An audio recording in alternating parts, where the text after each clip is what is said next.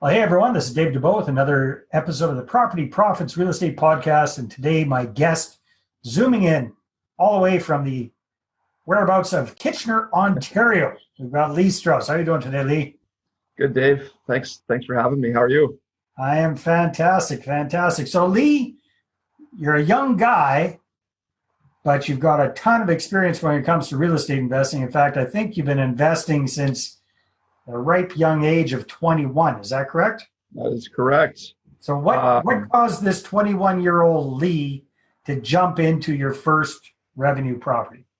Well, first of all, I just want to comment. Thank you for the young compliment because I'll be turning 39 in a few weeks. So I'm not feeling... I'm turning 52 next week, so you're still young. Okay. Thank you. 21. I grew up, I was fortunate enough to grow up with a really good example. My father was a real estate investor. Nothing crazy, but he did own some properties. And I guess as a young guy, I just thought that's kind of just what you do. It just seemed normal. So it was just one of those things. He was a mechanic. He owned his own transmission franchise, Mr. Transmission. It's like a Canadian company. Yeah, as a mechanic, he was doing that. And then on the weekends and evenings and so on, he was managing a handful of properties. And me being a young man was dragged in to go clean up after tenants left and cut down trees and do this and do that and, clean this, paint that, whatever. So it just seemed like, although at the time, I was like, well, this sucks. I'm 8. I don't want to be like cleaning someone else's toilet or doing whatever I'm told to do. But then as the years went on, it just seemed like this is just what you do. And I didn't really understand it to the degree that I do now. But when I was 21, we started looking at some houses, and he was kind of just saying, hey, I think it'd be a good idea if you bought a place and rented it out. I was still living at home with my parents. Well, was that his gentle way of kind of pushing? Yeah. Well, so I never actually did live in that property. Okay. So I was away for the weekend with just with some friends, and he called me up and said, I saw this property. I think you should buy it. And there wasn't a lot of thought put into it on my behalf. I know he was probably had the wheels turning, but I was just like, okay, like there was no big light bulb moment. I didn't even really, I just whatever. Well, you got a built-in mentor right there, so that's pretty handy. Yeah. So I cut the weekend short. I went home, looked at the property, and I just said, okay, like whatever. And I mean, this is kind of like one of my big tips that I promote with my clients and like my realtor clients and my coaching clients basically is at the time. So I was 21 at the time. The house was listed at $150,000, and it just seemed like so much money. And oh man, that's that's a lot. And everybody was saying, yeah, you know what? Maybe you should wait for the market to come down, right? We all know that, right? So I kind of went in with like a $148,000 offer, thinking like, there's no way I'm paying 150. That's crazy. And anyways, I got it. Long story short, we got the deal done. There was no holding offers or competitiveness at that time. But right out of the gate, I was able to go in. I took off some wallpaper, fixed up a couple things, like nothing major. I might have put $500 into it maybe. And all my friends thought I was crazy, or like, did you buy a house to like have parties in, or like what are we doing?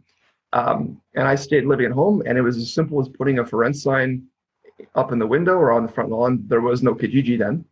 And I rented it right out of the gate for $1,000 a month. So it used to be, I'd say, easier than it is now. Excuse me. You could just buy a house, rent it out, and it was that. Yeah. It just worked. Yeah. Yeah. All right. So that was the first one. And you're 21. Were you working at some sort of a job or profession or something like that before you got into real estate full time? Yeah. So I was working with my dad at at his shop. I was the manager of one of his shops. He owned a few locations in Kitchener. So yeah, I was working there, kind of, learning that business, realizing I didn't want to do that. But in the meantime, bought this house and just rented it out. And then I put everything I had into that first one. I think, if I recall, I had to put down 25%. So like at 21, that was a lot of money. Yeah, for sure. Fast forward a couple of years, I learned what a refinance is. I was able to do that and buy another property. This one was kind of a fixer-upper. It was dated, and I actually started fixing it up, learning how to renovate, learning all those things. Ended up living in that property for a number of years. I bought that property for $250,000, which again seemed just crazy. I lived in it though for probably, I think it was 8 or 9 years. I ended up selling it for $565. Wow. Years later. And in the meantime, I guess before I sold that property, I bought a handful more, 3, 4, 5 more properties, student rental. Financing these properties, were you just really good with your money? Were you saving up? Were you refinancing? Refinancing's that seems to be the best way to go. I did get into joint ventures at some point, and I still continue to do that. I actually I was interviewed by Canadian Real Estate Wealth magazine years ago, and I always just said, I will never partner with anybody. I don't want to partner. There's no way I'm partnering.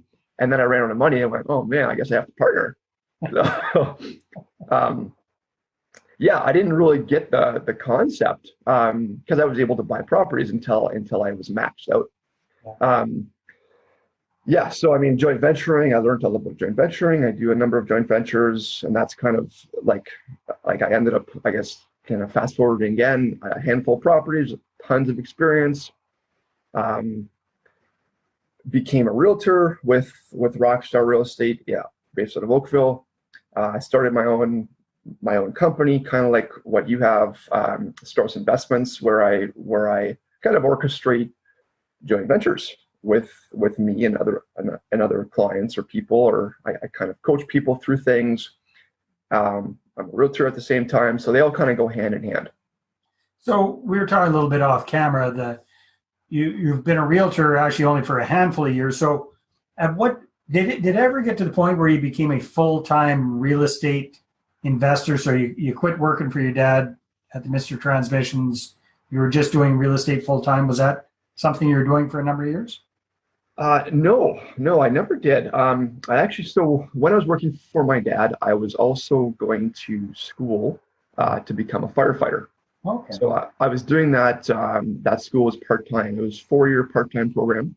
And so I was working during the day, going to school at night, managing my at the time, I only had the one property, the first one. But then my dad passed away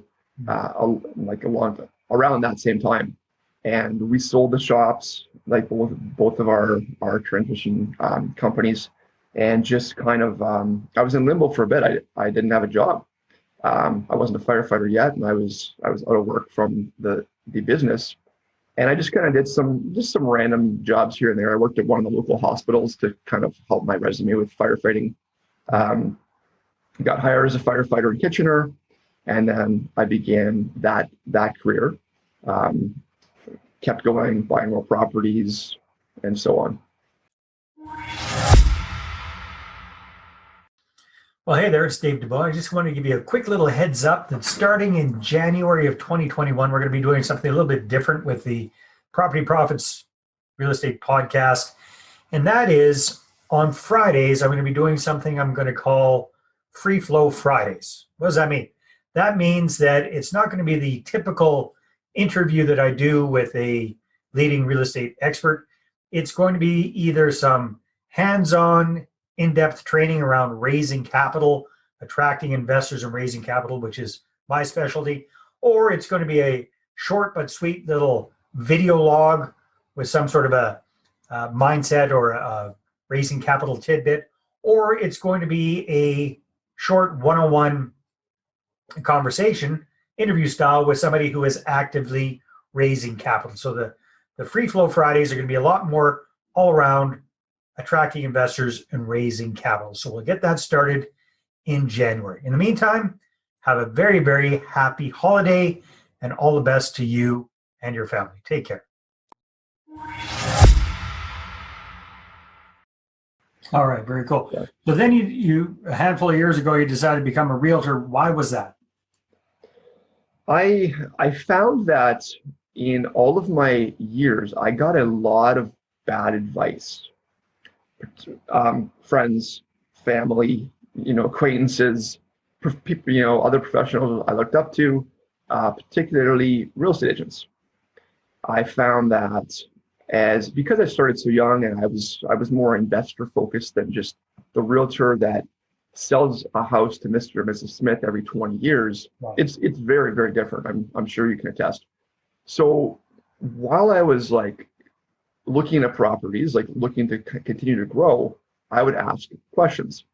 And in the beginning, it was always like, okay, like whatever they say goes because they're a realtor.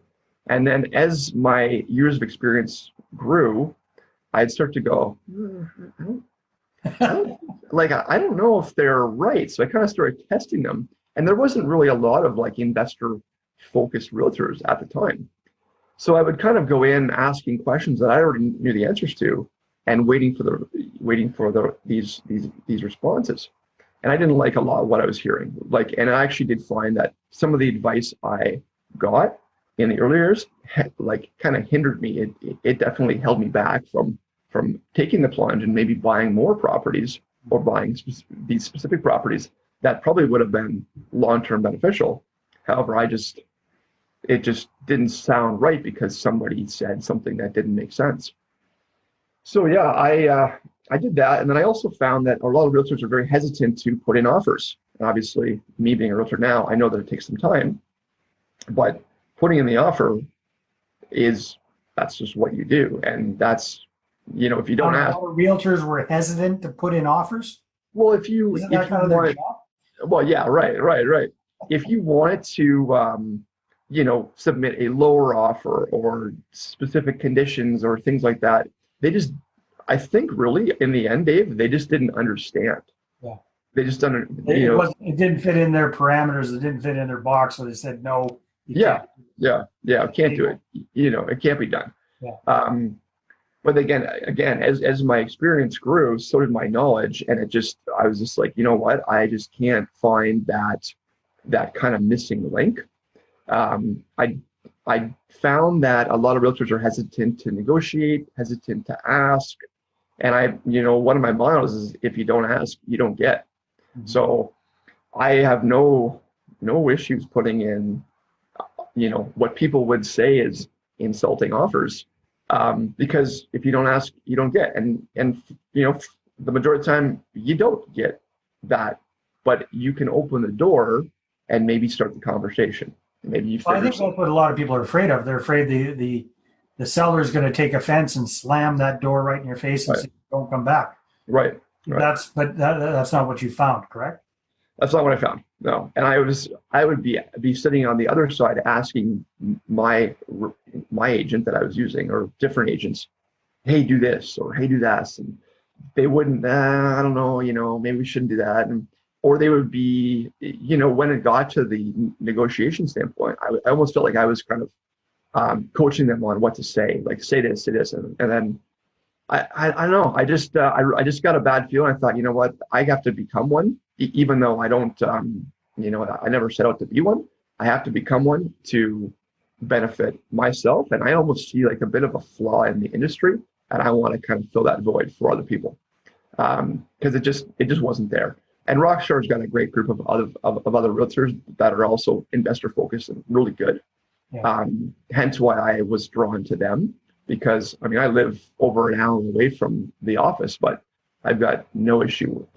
What Tom and Nick have done and the Rockstar kind of community is very, very good. So I'm happy to associate with them as a realtor for sure. Very, very cool. Yeah. All right. So you've kind of come, it's a very interesting journey there for sure. We've only got a few minutes left here, Lee, but I know that you don't have any, well, you kind of do have one basic strategy. We're talking about this off camera. Yeah. You've done all sorts of different things. You've done rent homes, you've done flips, you've done single family homes, you've done a whole bunch of different stuff. What do you find is just over the years, the almost 20 years you've been doing this now, works the best? Yeah. Well, yeah. I mean, I tell this to everybody is it's the most boring, least appealing, non-shiny object chasing strategy is just buy a house, rent it out, and just sit on it and wait. Roll with the punches, right? There's like things will happen, roofs will leak, tenants will leave. You just, roll with the punches. I think it was Rocky Balboa that said it's not how hard you can hit, it's how hard you can get hit and keep going. And I've had a lot of bad experiences happen with just life and real estate, but you keep going, and time will kind of heal all of those issues. I just literally last Friday I refinanced a property that I bought 7 years ago, and I'm able to pull it $170,000. That's cash, tax-free money. Yeah. And there was some problems with that property. I had a major flood at one point. Tenants left. It started as a rent to own. It didn't go full circle.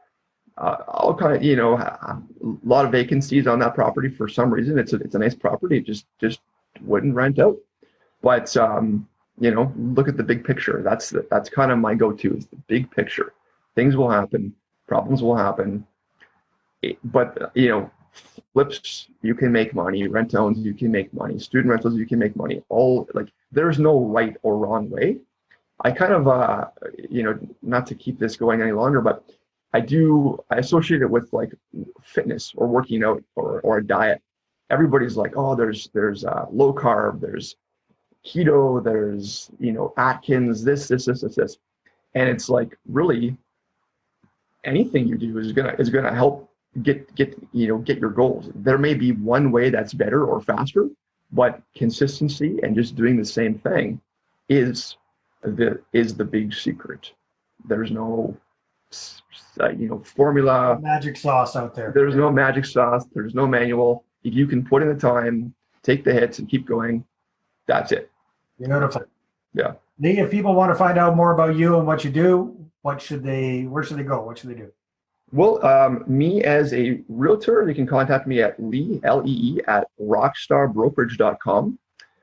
Me as my corporation, Instagram is at Strauss, Strauss Investments is a good way to contact me. Alternatively, my email, so Lee at straussinvestments.com. Perfect. Lee, it's been really good chatting with you today. Thank you very much for your insights. Thanks for having me, Dave. Appreciate it. My pleasure. All right, everybody, take care. We'll see you on the next episode. Bye-bye. Well, hey there. Thanks for tuning into the Property Profits Podcast. If you like this episode, that's great. Please go ahead and subscribe on iTunes. Give us a good review. That'd be awesome. I appreciate that. And if you're looking to attract investors and raise capital for your deals, then I'm going to invite you to get a complimentary copy of my newest book, right back there. There it is. The Money Partner Formula. You can get a PDF version at investorattractionbook.com. Again, investorattractionbook.com. Take care.